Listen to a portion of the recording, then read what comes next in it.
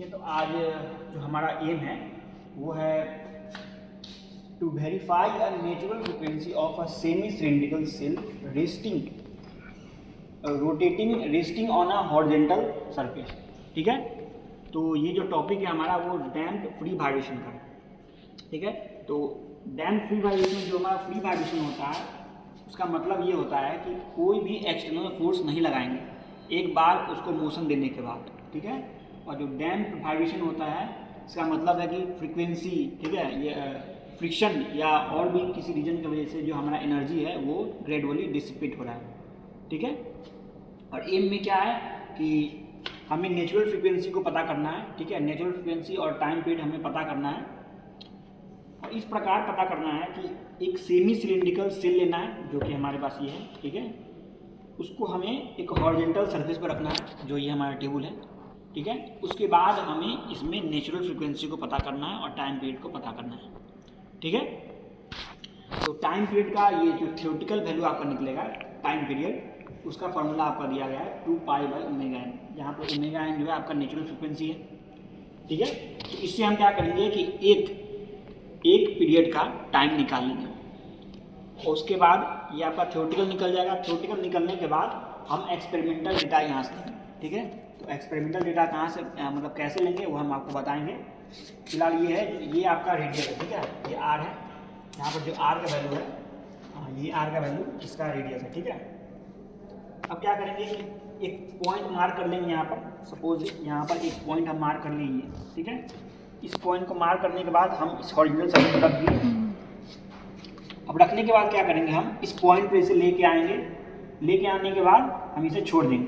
ठीक है, अभी हम क्या कर रहे हैं, इसमें हम एक मोशन दे रहे हैं। मोशन देने के बाद हम इसमें फोर्स नहीं लगाएंगे।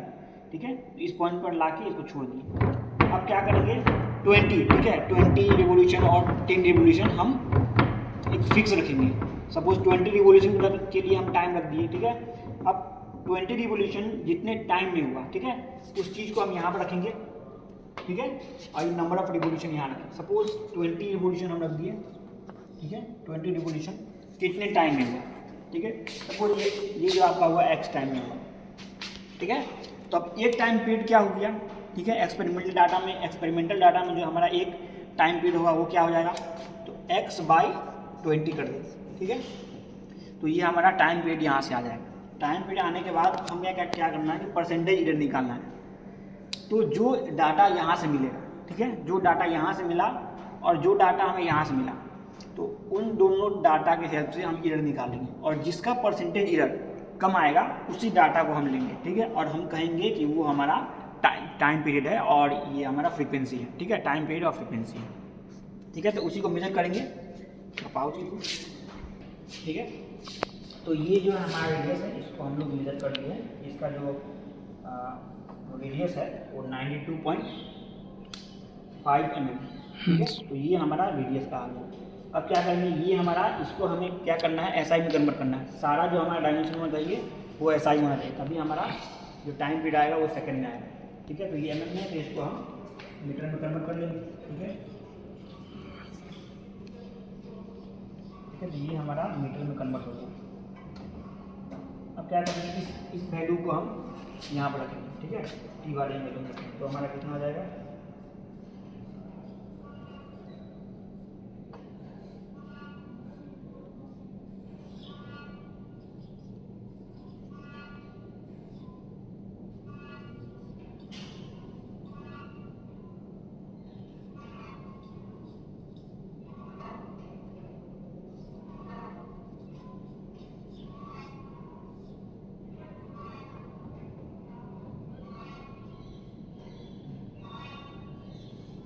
कैलकुलेट करते हैं इसको।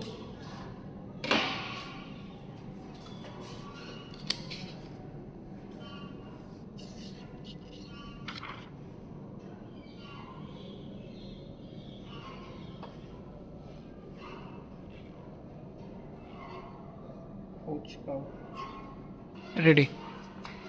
तो ये हमारा सेमी सिलिंड्रिकल पोर्शन था। ठीक है, जिसमें हमारा आर था। तो इस आर का वैल्यू क्या था हमारा 92.5 mm। इसको हम मीटर में कन्वर्ट कर लिए।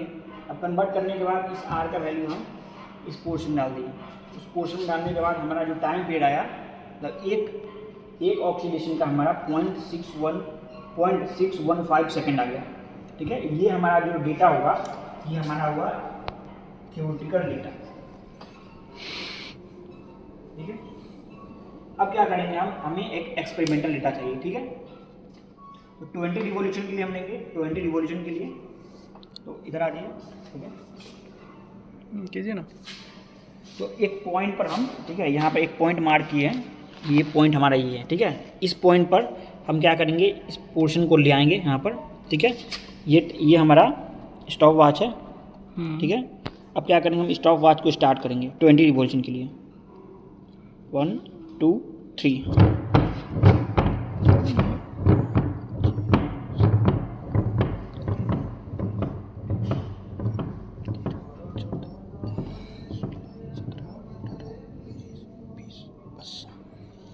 ठीक है, तो ये 14.05 सेकेंड आ गया हमारा।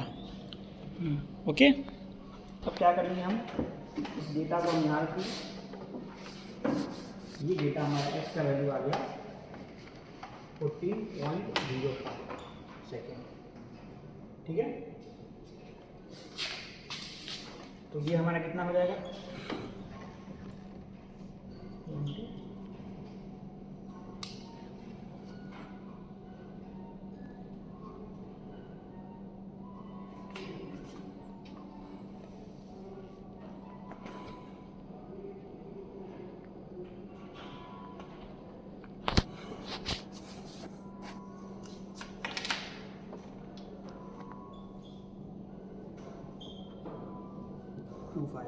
ठीक है, तो हमारा परसेंटेज क्या हो जाएगा, ये निकल चुका है हमारा एक्सपेरिमेंटल डेटा।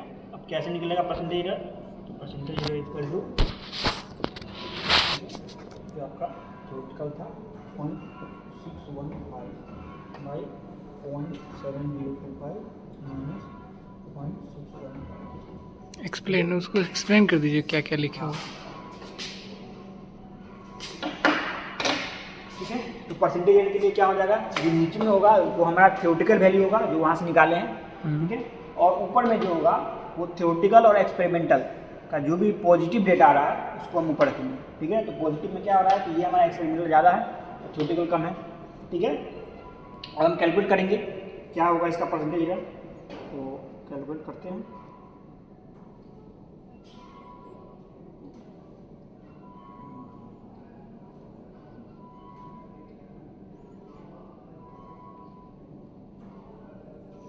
ये आपका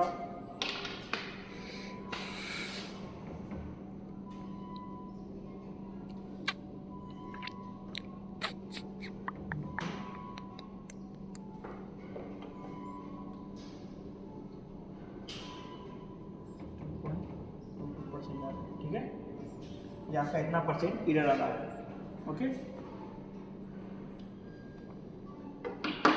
अब ये आपका एक डेटा हो गया। अब इसी तरह क्या करेंगे, फिर दूसरा डेटा लेंगे। ठीक है, उसको भी हम क्या करेंगे, आप चाहे तो इसको 20 पर ले सकते हैं। ठीक है, या आप चाहे तो 10 पर भी ले सकते हैं और 30 पर भी ले सकते हैं, वो आप पर डिपेंड करता है। तो सपोज हम 30 पर ले लिए इस बार, वैसे भी कर सकते हैं, चलिए 30 कर सकते हैं।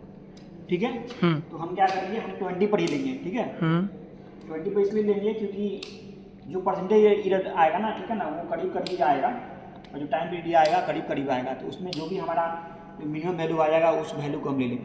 ठीक है, तो हम क्या करेंगे, फिर से हम 20 रिवॉल्यूशन के लिए लेंगे। ठीक है, तो 20 के लिए फिर से करते हैं।